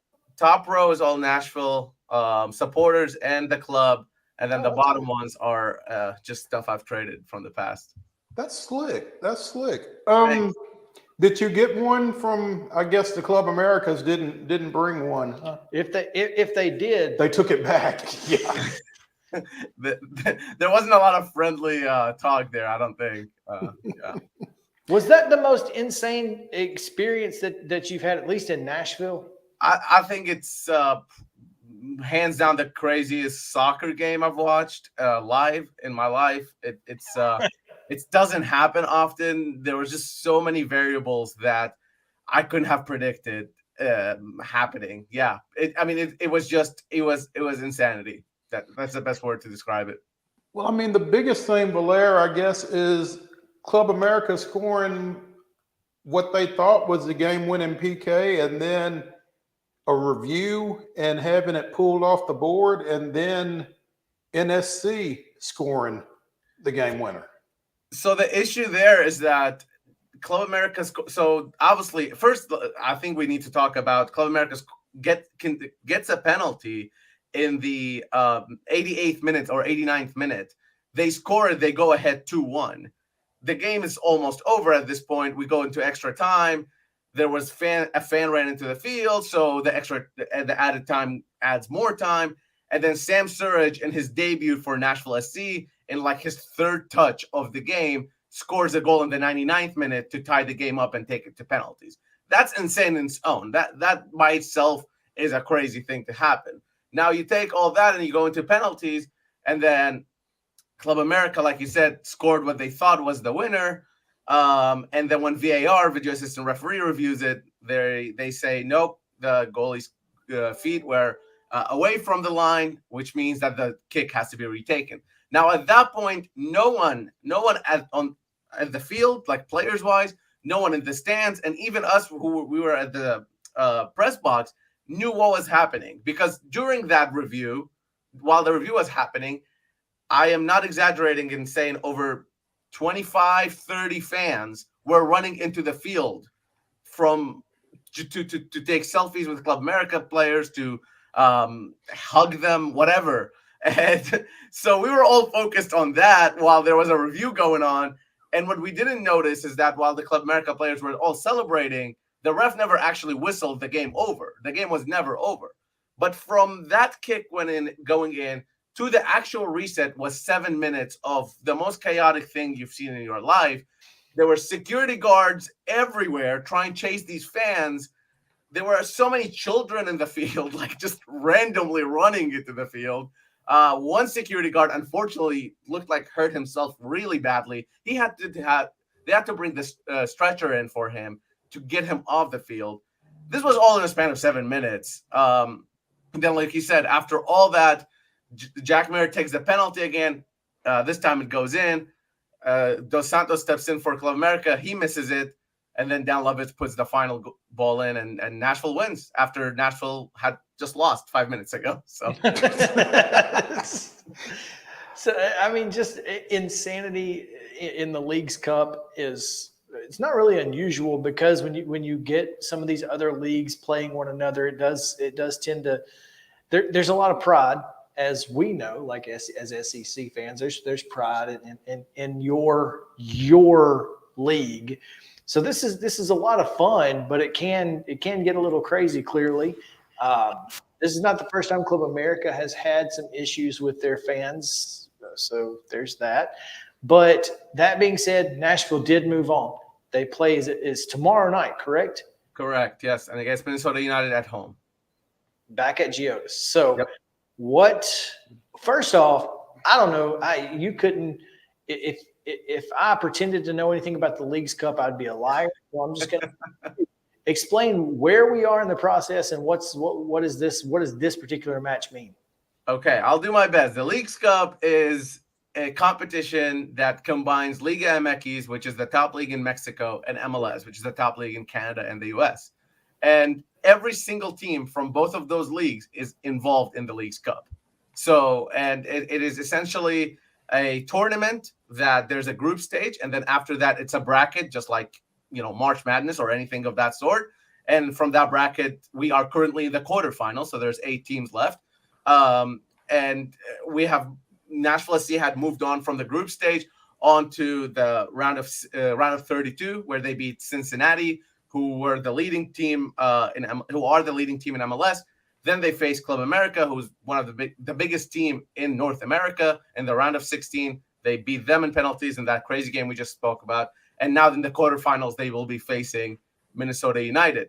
Now, the Leagues Cup has happened in the past, but not in this format. They had a Leagues Cup where 4 top teams of the Liga MX versus 4 top teams of MLS play against each other. Again, it wasn't like this. It wasn't every single team. What's the prize here? There are multiple prizes you can play for in the Leagues Cup. Obviously, bragging rights, like you said, you want to prove that your league is better. Of course, that's always there. There's financial prizes for the clubs, of course. The higher you go, the more money you'll make. There's some incentives for the players themselves, also tied into how high they can go within the tournament. But probably the most important thing, other than just winning the trophy in itself, which is a big deal, is that the top 3 spots in Leagues Cup, whoever finished 3rd, 2nd, and 1st, qualify for the CONCACAF Champions League, or what's going to be called starting next year Champions Cup, which is the continental competition in this continent. So compared to like the Champions League out in Europe, it's the same concept where the best teams from every single league in this continent play against each other, and the winner of that gets to go to the Club World Cup, which is the best teams from all the continents playing against each other. So those are the prizes. That's what they're playing for. And Nashville has made it to a spot that I don't think a lot of folks maybe imagined them being at. But right now they're sitting in the quarterfinals, playing at home tomorrow night against Minnesota United, who also have surprised some people, but it should be an interesting match regardless. So basically, they're 2 wins away from CONCACAF. Actually, about 2 results. You're right. So even if they go to that third, even if they win tomorrow and they lose the following match, they get another chance at it to finish 3rd, and that will get them to CONCACAF. You're correct. Dang. Good luck to Nashville SC, and thank you, Valer, for taking time to at least give us some kind of update. If you want to go back and watch what Valer had to say after the game in the parking lot, his parking lot thoughts were certainly worth watching. Parking lot thoughts. Yeah, because he couldn't get out. I mean, there were 37 cop cars just surrounding the entire. It was pandemonium. So what time tomorrow? Tomorrow will be 7:30 p.m. Central, and there are tickets available now that I'm seeing. I just checked. Plenty of tickets available. You can go and get your tickets. I highly recommend going because these matches, even there's no draw, which I know for a lot of folks who aren't familiar with soccer, that might be a thing. So no tie here. You tie, you go straight to penalties. There's not even extra time in between that. And Nashville has gone to penalties the last 2 games, so could happen. Drama kings, huh? Yeah. They like to keep it to the last breath, but it's something we've talked about this Nashville team in the past. They used to They used to crumble in those situations, especially in penalties. If you look at their playoffs run in 2021 against Philadelphia Union, they missed every single shot they took, which is not what you want to do. So now 2 in a row, they're building some confidence. And of course, Sam Surridge debuting. He's shaping up to be a really big star for this team. Let's go, Sam Surridge. And thank you again, Valera, for taking time with us. We really appreciate it. We look forward to tomorrow's match, and hopefully we'll get some parking lot thoughts after that one, but less because of police and more because you just, need to get it out. So thank you, man. Absolutely. Thanks, guys. Appreciate you having me on again. All right, we'll take a break here and mentioned this to you yesterday, Mo, as ESPN getting into the betting world. Is it a good idea?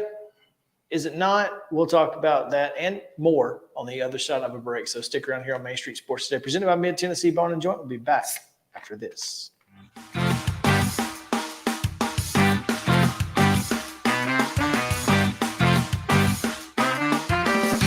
Mid-Tennessee Bone and Joint treats your orthopedic injuries and existing conditions. Our trained physicians will get you back in the game faster. Contact us at 931-381-2663 or www.mtbj.net. With Lee Company technology, the best handymen are hands-off. Lee Company techs have been using visual findings and other smart technology tools for years to add transparency and virtually take customers along. You see what we see, whether we're in a crawl space or on a roof. With Lee Company, technology helps us help you, no matter what's happening in the world or at your house. Jones & Lang Sporting Goods here in Columbia has been outfitting teams, officials, and anybody else from T-ball to college for 50-plus years. Be sure and check them out at 931-388-8060 or online at jonesandlang.com. Jones & Lang Sporting Goods, the look of a winner. Zion Christian Academy, zioneagles.org or 931-388-5731. You can schedule your appointment. Go tour their campus. It is beautiful over there, and you're definitely going to want to see it. Again, it's zioneagles.org. Give them a call, 931-388-5731, and schedule your tour today.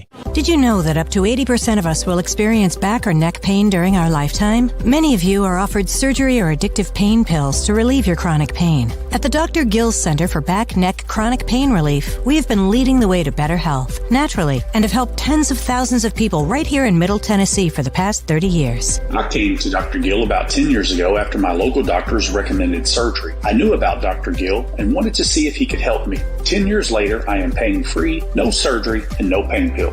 Surgery is scary, and over 40% of all back surgeries fail, creating a cycle of surgery and pills. There is a safer solution to your chronic pain. Make the call to the Dr. Gill Center for Back, Neck, Chronic Pain Relief today and get your life back. This office visit is normally $299, but call today and receive your initial consultation, report of finding for just $49. But hurry, this offer won't last long. Call 615-768-8743. That's 615-768-8743. You can't see the sights without the sounds. From the crack of the bat to the roar of the crowd and everything in between, discover what Hit City has to offer. Spend your nights cheering on the Nashville Sounds at First Horizon Park with giveaways, fireworks shows, theme weekends, and more. Single game tickets are on sale now. Visit NashvilleSounds.com to claim your seat today.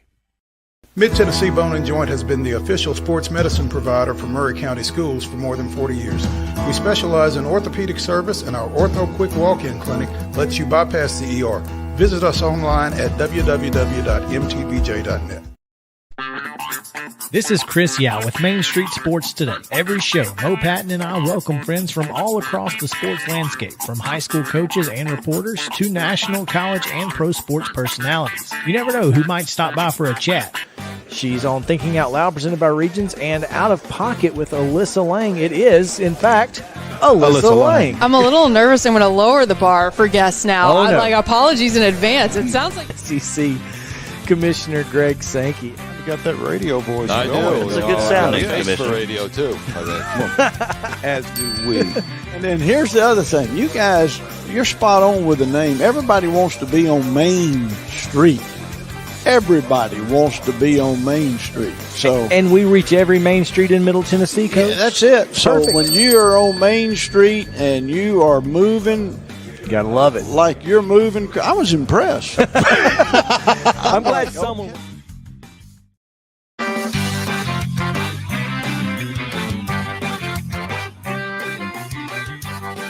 Gotta love when the music continuity sticks there. That was solid. Good job, Justin. Chris, Mopatin here with you on Main Street Sports Day, presented by Mid-Tennessee Bone and Joint. Real quick, want to get into a little bit about this ESPN Penn Entertainment Sportsbook collaboration or whatever, because I don't know if you remember, Penn Entertainment is the company that bought Barstool last year. I don't remember. You don't Oh, have I a don't microphone. I don't remember. So- Primarily because I don't pay a lot of attention to Barstool. So apparently Dave Portnoy bought the company back from Penn Entertainment. So they don't have Barstool Sportsbook anymore. So now they're going to create a new sportsbook and brand it with ESPN's branding. ESPN has to okay that, right? Well, I mean, apparently ESPN is all in. Okay, well, that's what I'm saying. I mean, ESPN is part of this. It's a partnership, and they are in, apparently. My problem with it is the fact that ESPN has the ability to manipulate so much. They're just so involved in so much. But I mean, like Adam Schefter could report something completely inaccurate, potentially. That could cause a line to move, which, I mean, I guess he could have done that anyway, but ESPN didn't stand to benefit from it in this particular situation. I mean, if Adam Schefter says Derrick Henry and Ryan Tannehill are both out this week for Tennessee, and the line moves to Titans plus 15, but they play, and everybody's loaded up on somebody to cover that. Okay, but in that scenario, you would take that off the book, though, right? I mean, not if you have enough notice. I mean, you could. They could, but that doesn't mean they have to. Yeah. I mean, it's the book's decision. So right. they say this, and then everybody goes and bets on say the other Jaguars, and then they play. And then they play. Well, those people got screwed. And Schefter just goes, well, my bad. I got bad info. Yeah, my bad. My bad. Seriously, I mean, there's just too much that they can influence. I feel like this is going to be a massive disaster. I don't know that it will be, but it certainly the possibility certainly should be considered. Well, and please understand, Fox has one, but Fox doesn't have the power that ESPN has. There's a Fox Bets app. Everyone knows that. I mean, it's win Terry's money and all that crap, but it's not even close to the power that ESPN has. And to me, that just seems like a bad idea. I'll be interested to see what other people think about it. Well, based on the tweets that we've seen, and I'll tell you, there was a story on Barrett Sports Media saying that if ESPN, once this happens, they're going to ban employees from wagering. ESPN is? Yes. So they can't. So ESPN can make money off of this, but employees. But you can't. Wow. And they're okay with that. Yeah, they're totally cool. And it just doesn't, I mean, I don't think that. I mean, if you're involved in sports, but you can't bet on sports that you have nothing to do with. Just because your company's name is on a book. Other than you might have interaction with Adam Schefter and get inside information or something. I mean, that's legitimate. That's where we're at. Because you might run across Woj in the bathroom and overhear something. I mean, that's tough. That's tough. I can understand I understand ESPN's thought process here. Well, once they enter into the agreement, yeah, I understand it. Maybe they should have just not been involved with it. But there's too much money to be made for them to not. Right. So, damn the employees. Exactly. Like that's never happened before. From a story, ESPN chairman Jimmy Pitaro said in the statement, "The strategy here is simple: give fans what they've been requesting and expecting from ESPN." Did you ever expect anything? Never. Betting from Never. ESPN? Never. At no point did I ever expect that.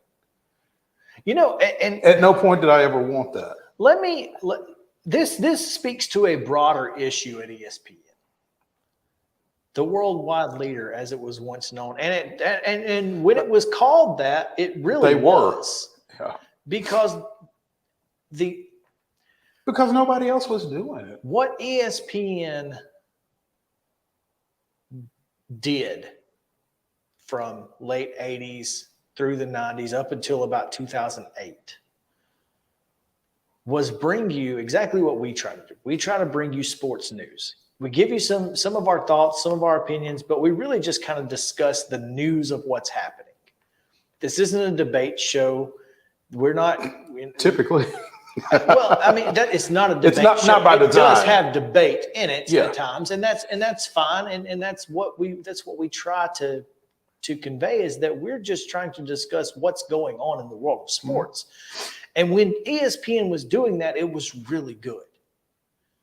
When they were bringing you SportsCenter, and I know that you don't have to watch SportsCenter to see the highlights of the games that you want to see because you can watch all of them in their entirety. But the fact is that I don't want to watch all of them in their entirety. I want to see the highlights. I want to see the top 10.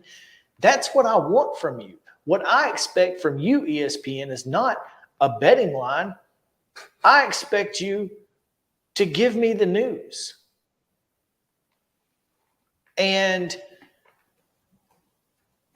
their programming has gone, they miscalculated the success of First Take.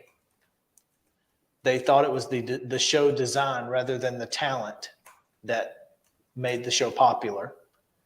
And it was 100% Stephen A. Smith and Skip Bayless that made that show popular. It had nothing to do with the fact that it was a debate show, as evidenced by, all Lebatard's show being canceled. Lebatard was a great show. Mm-hmm. It was funny. It was entertaining. Around the Horn was pretty good, and it's still going, but it's not in the same vein. But PTI, that's the kind of show that I want to see. I want to see two guys discussing what's happened that day in sports. And what it means. And what it means to that sport or to you as a fan. Mm-hmm. Instead, every show's a debate show. Every show's got people yelling. I don't want to see that. I'm not going to watch that. And so it just shows, it goes, again, the broader issue with ESPN here is that they're just tone deaf to what fans want and expect. Clearly, based on this ridiculous statement. ESPN has jumped the shark? I think ESPN has jumped the shark. What ESPN does well is produce live sports. Mm-hmm. And their brand is so big and so obviously it's the Band-Aid of sports broadcasting, right? And to me, even if it's college kids producing it, the fact that I can go on ESPN Plus and watch any Conference USA, AAC, whatever, D2 random college basketball games occasionally. Mm-hmm. you can see just about anything on there. And that's what they do well. They're a good distribution platform for live sports. And that's what they should do. And that's pretty much the extent of my viewing of ESPN. I don't watch ESPN if it's not live sports. If it's not Period. a sport. I've not watched a single show other than like a produced show since maybe PTI, 5 years ago. I may watch Sports Center if I've seen a play somewhere and I want to see if it's going to be on top 10 plays or something like that. But heck, you don't know when Sports Center is. Sports Center used to be every other hour. Well, I mean, if I can find it, yeah. Yeah, I mean, does Sports Center come on at 10 Eastern? Is that is that the normal time? Like, I don't know. Yeah. And I don't care enough to go search it out. But that's what I expect from you, ESPN and Jimmy Pitaro. I expect you to give me one thing and one thing only, and that is well-produced live sports. I know you have to fill the rest of your time. I'm aware of that. I'm not fill the time however you need to on your channel. What I don't expect from you is a betting line. I love your football power index. I think it's a solid tool that can obviously bring good conversation about a contest, but I don't think it's a good way to put a betting line out. So anyway, now the NCAA has made some changes to their rule book in regards to college softball. And under a new rule, which will take effect in the 2023-24 academic year, quote, the pitcher's pivot foot can become airborne with one push from the pitcher's plate. So leaping is now legal in college softball. And that, my friends, is what you call the Jordy Ball rule. The who? Jordy Ball, the pitcher from Oklahoma. Mm-hmm. But umpires are thanking the NCAA, though, right? Oh, absolutely. Because they no longer have to call it. Not that they were calling it. But now they don't have to. But now it's legal. And now they don't have to hear from folks for not calling it. That's the key. They are super pumped. Yeah. So I'm really curious if this is going to trickle down to NFHS, because there's no reason for NFHS to force you to keep a foot on the ground if the NCAA doesn't. And again, to force umpires to have to call it. Yeah, there's no reason. Or to force you to have to hear about not calling. Yeah, no reason for high school umpires to have to endure that. So, because most of your parents that are watching high schools are watching college anyway, and they're seeing those pitchers get away with it, and you're calling it, or whatever else. And now I would like to take this opportunity to clarify leaping. Leaping is when a pitcher pushes off of the plate inside the circle, their pivot foot, that back foot that's on the pitching rubber, comes off the ground. They throw in the middle of that sequence. All right, the ball is released. Crow hopping is when you leap off of the rubber, land, push again while you're throwing. That's still illegal. Crow hopping has and is and always will be, I hope, illegal, because obviously there's no reason for you're at 43 feet. You don't need to be at 39. Like 43 is close enough. And so that's still illegal. Not many people are doing that because of it's illegal from the time you're 5 years old until you're in NPF. But just want to clarify that's still illegal. They've also updated their obstruction rule, which should make it a little bit easier to call.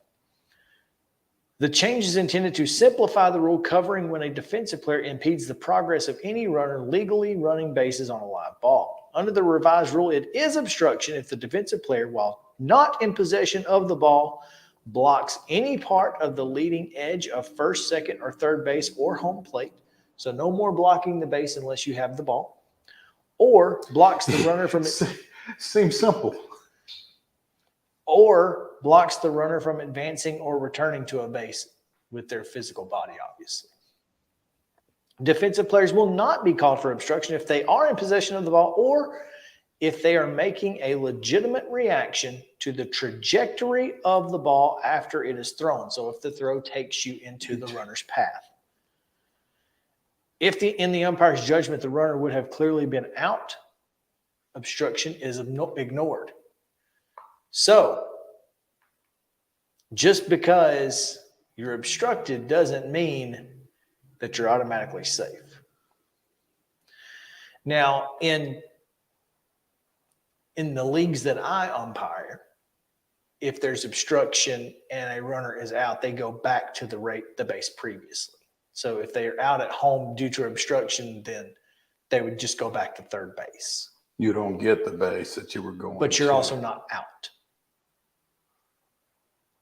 which I think is probably a better way of doing it. But this is just simplifying obstruction. So hopefully there won't be as many issues with this, because there were a lot of issues in the NCAA last year, especially in the NCAA tournament.